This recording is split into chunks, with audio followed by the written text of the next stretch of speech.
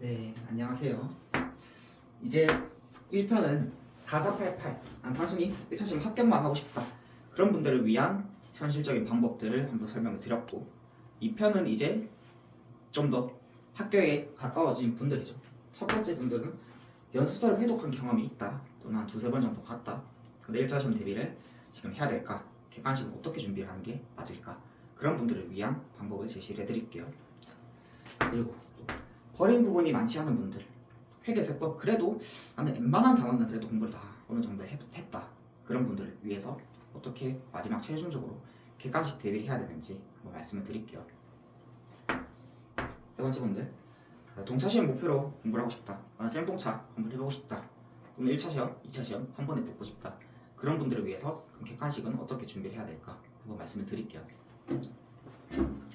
여기도 1편이랑 똑같이 시간별로 한번 말씀드릴게요. 자, 이것이 먼저. 이것이 두 가지 과목으로 이루어지죠. 재정학과 세법. 저는 조금 더 진솔하게 이런 분들에게 말씀을 드릴 수 있을 것 같아요. 저도 그렇게 공부를 했었고, 쌤동차 늦게 시작했지만 쌤동차를 목표로 공부를 했었고, 1차 시험 괜찮은 점수가 나왔기 때문에 2차 시험에 미리 2차를 위주로 저는 1차를 공부했어요. 이게 좋게 나온 게 2차 위주로 연결돼서 나온 거기 때문에 조금 더 제 말씀을 들어주셨으면 합니다. 자, 시험 끝나고 동차 때 세법학 공부하고 이런 것들도 한번 말씀을 드릴게요. 1교시 재정학 세법을 어떻게 대비를 해야 될까요? 재정학부터 말씀드릴게요. 재정학은 사실 회계세법 아까 말씀드린 세 분 있잖아요. 첫 번째 분들 2차 시험 연습소 경험이 좀 있다. 그 두 번째, 내가 버린 단원이 회계세법에서 좀 있긴 있지만 적다 또는 거의 없다, 그리고 동참 목표를 하고 계시다. 재정학은 어느 정도 자신 있을 거라 생각이 돼요. 힘을 좀 빼셔도 돼요. 여기 대한 것들 힘을 좀 빼셔도 돼요. 재정학은 자 1편에서 얘기하겠지만 60점 이상은 다 맞아요. 떨어진 사람, 합격한 사람 다 60점 다 넘어요. 여기는 진짜 공부 안 한 사람, 아예 안 한 사람들이 40점 못 맞는 거고 다 넘기 때문에 힘을 좀 빼요. 다만 아예 뺄 수는 없어도 제가 동차 목표를 하더라도 회계학 세법이 어렵게 나오면 그래도 60점 이상 맞기 힘들 수도 있기 때문에 제가 공부를 가져가시는 거예요. 여기도 공부 방법은 똑같아요. 기출 문제 위주로 보고, 다만 이 정도 실력이 되시는 분들은 계산 문제를 다 버리지 않아도 돼요. 조금씩 이제 풀 수 있는 것들을 중요한 주제 위주로 계산 문제 봐주시면서, 세법은 기출 문제 위주로 부족한 단어들은 기본서 공부하고, 기본서만 보셔도 괜찮아요. 기본서 기출 문제가 다 실려있기 때문에 그렇게 재정학은 대비를 해주시면 될 것 같아요. 이게 중요한 게 아니죠. 동차 목표 하시는 분들 세법이에요. 1교시 다른 과목 세법. 저는 여기가 굉장히 난해했어요. 난 동차로 목표로 공부를 하는데, 그래서 연습서 위주로 좀 공부를 했고 계산 문제를 어느 정도 풀 줄 아는데 1차 시험 객관식 문제를 보면은, 세법 문제를 보면은 의외로 점수가 잘 안 나와요. 말장난들이 많아요. 계산 문제 비중도 적고 기타 세법도 많고, 그래서 여기는 대비를 할 때 좀 생각을 해주셔야 돼요. 자, 내가 연습서 위주로 공부를 하고 계시더라도 3월 중순 정도에는 이제 세법은 좀 들어가긴 해야 돼요. 여기가 회계는 다른 얘기예요. 회계랑 다른 얘기. 세법은 연습소로 공부를 하면 계산 문제가 어느 정도는 대비가 될 거예요. 객관식 계산 문제는 어느 정도 풀린단 말이에요. 풀렸을 때 1차 시험 그러면은 되겠다, 되겠다, 안전하다 이렇게 생각하기엔 조금 위험한 요소가 있어요. 세법은 말 문제 비중이 좀 커요. 기타 세법도 있죠. 근데 계산 문제 다 푼다 해도 이게 무조건 점수가 높게 나온다는 보장이 없어요. 말 문제 비중이 크기 때문에 말 문제들이 계산 문제와 연결되는 말 문제가 아닌 게 많아요. 단순히 말장난인 게 많단 말이에요. 세법은 이제 공부 그 정도 해주셨으면 연습도 한번 해독했다 그러면은 지금은 이제 객관식으로 들어가실 때가 있기는 합니다. 세법은 기출문제 계속 돌려주시면서 객관식 이제 위주로 공부를 하는 거죠. 말 문제 보시면서 전체적으로 객관식 문제를 말 문제 쭉 봐도 되고, 아니면은 학급까지 말 문제 대비해 주셔도 돼요. 학급보다는 시간적 그래 여유가 한 2달 정도 있으니까 한두 달 정도, 그러면 학급을 보시는 것도 괜찮고, 아니면은 객관식에 있는 그 계산 문제는 내가 연습서 공부한다 생각하고 한번 풀어봐요. 그리고 말 문제들은 객관식에 있는 것 틀린 거 위주로 체크하면서 오지선다니까 5개 중에서 틀린 것들 체크해주는 그 위주로 가주시면 돼요. 그렇게 공부를 해주시고, 부가세는 그래도 잘 하실 수 있을 거예요. 부가세는 말 문제, 계산 문제 지금은 대비를 해야 되는 순간이다. 그러시면 되고, 법인세는 이제 좀 생각을 해야 돼요.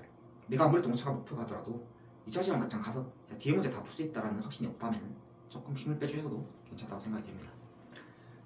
부당인 계산 부인 뒤쪽이죠. 최저한세, 미완료 소득 이런 것들, 법인 합병, 연결 이런 것들. 냉정하게 말해 지금 이제 안 하면은 2차 시험 때 못하는 거는 맞기는 해요. 근데 그렇다 하더라도 지금 그걸 위해서 지금 대비하기는 좀 벅찬 부분이 있기 때문에 그 부분은 잘 강조해 주셨으면 좋겠습니다. 버려도 괜찮다고 생각이 돼요.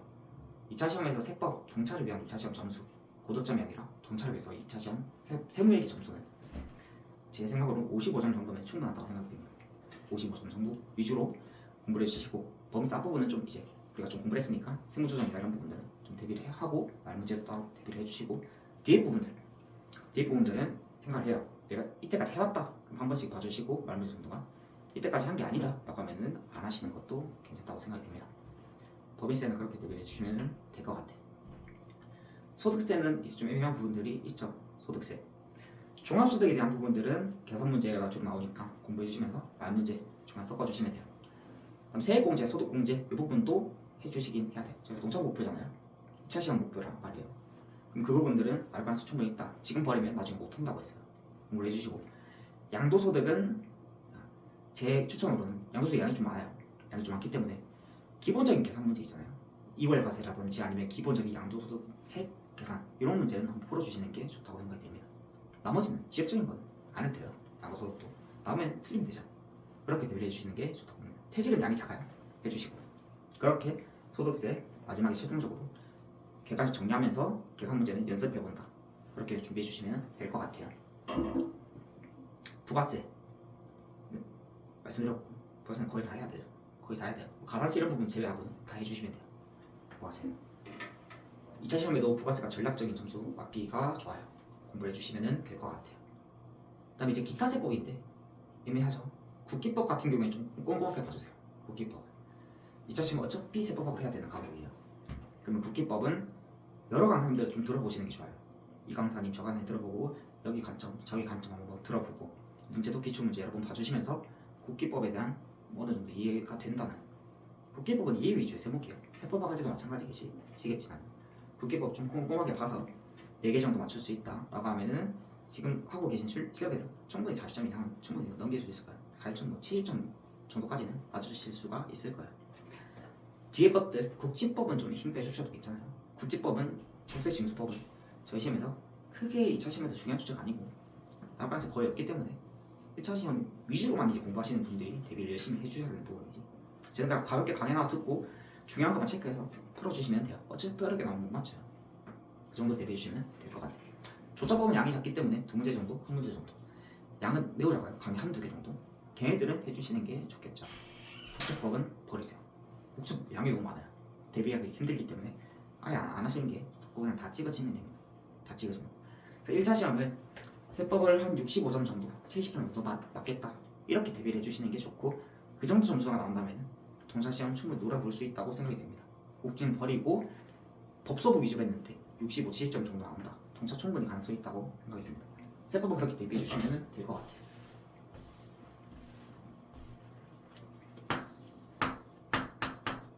이교시 볼게요. 이교시는 뭐 이거 선택법이죠. 선택법이 회계 여기 이제 생각이 좀 드실 거예요. 어떻게 여기 대비를 해야 되는 게 맞을 거예요. 이건 굳이 말을 안 해도 될 것 같아요. 행수법은 다만 힘 좀 빼셔도 된다고 생각해요. 행수법은 지금 아까 얘기했던 그 3가지 중에 한 분이라시면 행수법은 70점 이상 무조건 맞을 거예요. 70점 이상. 저는 시험 너무 어렵게 나서 75점 맞았지. 70점 이상 또는 65점 이상 맞아도 충분해요. 저희는 2차를 목표로 하고 있고 회계학 세법이 우린 40점 목표가 아니란 말이에요. 60점, 70점 이게 목표이기 때문에 그 정도 점수 맞으면 행수법은 그냥 하루에 한 1시간 정도 격일에 1시간 정도 그 정도 공부하셔도 충분히 60, 70점 맞을 거예요. 혹시 행수법 때문에 떨어졌다 라고 하시면은 저 욕하셔도 괜찮습니다. 여기는 그러실 분들이 행수법 때문에 떨어지실 분들이 아니라고 생각이 됩니다. 지금 이 편을 보고 계시는 분들이라고 하면 힘 빼주셔도 돼요. 저는 행수법 많이 한 거 좀 후회했어요. 점수 72.5점이죠. 안 했으면 더 낮게 나왔겠죠. 더 하지 말 걸 이렇게 생각하긴 했어요. 행수법은 좀 너무 일찍 했나? 이런 생각이 좀 들긴 했어요. 행수법은 그래서 조금 힘 빼주셔도 괜찮다라고 생각이 듭니다. 그 정도까지만 말씀드릴게요. 고득점 맞는 거 필요 없죠. 공부를 그 정도 열심히 하고 계시는 분들이라면 연습법에 투입만 많이 하면 고득점 100점을 말할 수 있어요. 의미가 없죠. 2차 시험 보기 때문에. 여기를 이제 생각을 할게요.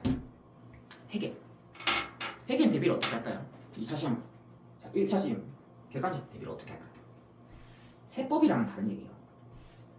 세법은 말 문제가 계산 문제랑 관련된 게 좀 많이 나온다 했어요. 회계는 달라요. 회계는 2차 시험 문제가 그냥 반 잘라서 1차 시험에 나와요. 1차 시험 문제가 두 개 섞어가지고 2차 시험에 나와. 그게 회계학 시험이에요. 재무회계 나무과나 마찬가지예요. 회계 준비하는 방법을 말씀드릴게요. 자, 교재를 한번 봐요. 지금 김지호 선생님의 파이널 교재를 좋아해요. 그 파이널 교재 가지고 실전 모의고사 한번 안 풀어본 사람 기준으로 한번 풀어봐요. 풀어봤을 때 내가 지금 중급회계 풀었을 때 25개 중에서 한 7개 정도 틀린다. 7개 정도 틀린다. 또는 6개 정도 틀린다. 이러면은 객관식이 지금 안정적인 점수라고 생각해 주시면 돼요. 실전에서 이거보다 이렇게 나오진 않아요. 이거보다 이렇게 공부가 되셨다. 그러면 이제 우리는 시간 줄이는 연습만 좀 해주시면 되겠죠. 자, 모의고사 시험 기출 베스트 모의고사 뭐 그런 것 있잖아요. 모의고사 모아져 있는 것들, 기출이 모아져 있는 것들, 그런 것들을 풀어주실 건데, 자, 0부터 시작해요. 타이머를 줄어드는 타이머 맞추지 말고 0부터 시작해서 문제를 쭉 풀어요. 그럼 시간이 걸리겠죠. 다 풀고 나서 다 최선을 다해서 다 풀고 나서 문제를 시간 딱 봐요. 봤는데 60분 나왔다. 좀 많이 났잖아요. 제가 45분 안에 끝내기 제일 베스트니까. 많이 났으면 그 원인을 한번 생각해봐요. 내가 뭐 때문에 15분이란 점수를 까먹었나 생각해보면은 그게 걸렸던 문제들이 있을 거예요. 보통 그런 문제들은 원래 일반적인 풀이 방법들은 벗어난 문제들일 거예요. 적어서 한번 보는 거 원래 이렇게 푸는데 그 방법이 뭐가 물음표더라, 뭐가 없더라, 그런 것들이 회계 시간을 많이 잡아먹어요.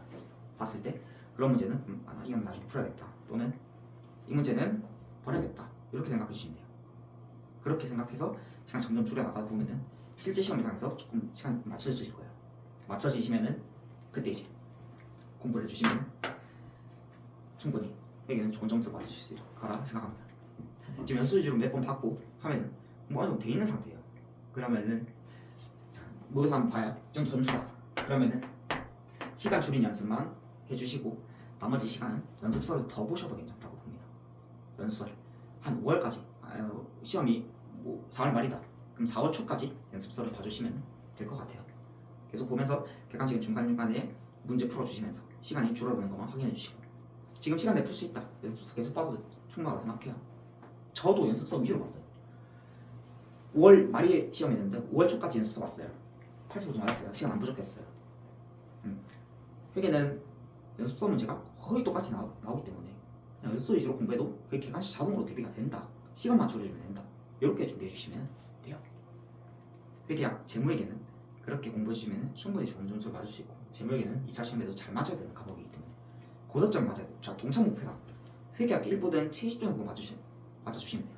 70점 이상 충분히 하실 수 있어요.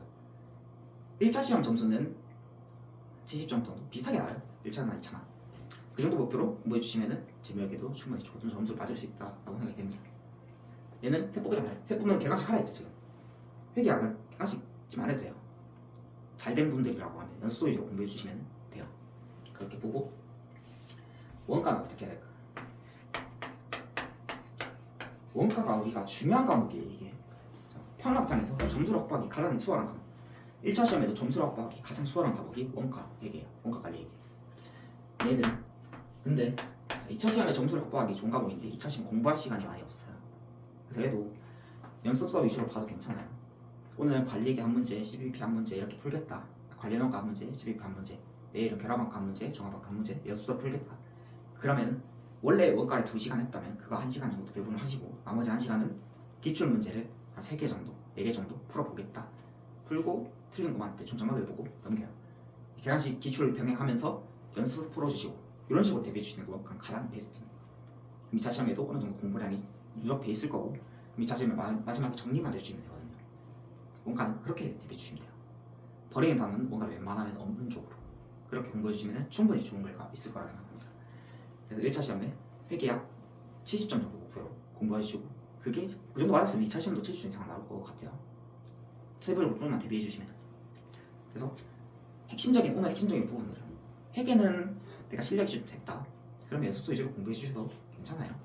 세법은 실력이 좀 됐다. 연습사가 그래도 지금은 객관식 대비를 해주실 시간이에요. 그렇게 큰 틀에서 봐주시면 돼요. 행소법은 힘 좀 빼도 되고 재정학은 기출문제 위주로 공부해 주시면 충분히 좋은 점수 얻을 수 있을 거라 생각해요. 자, 1차 시험 지금 영상을 끝까지 보셨다면 충분히 지금 열심히 하고 계시잖아요. 아까 세 분이었다면 지금 진짜 미친듯이 열심히 하고 계실 거예요. 그 정도 분들은 1차 시험 안 떨어져요. 절대 안 떨어지니까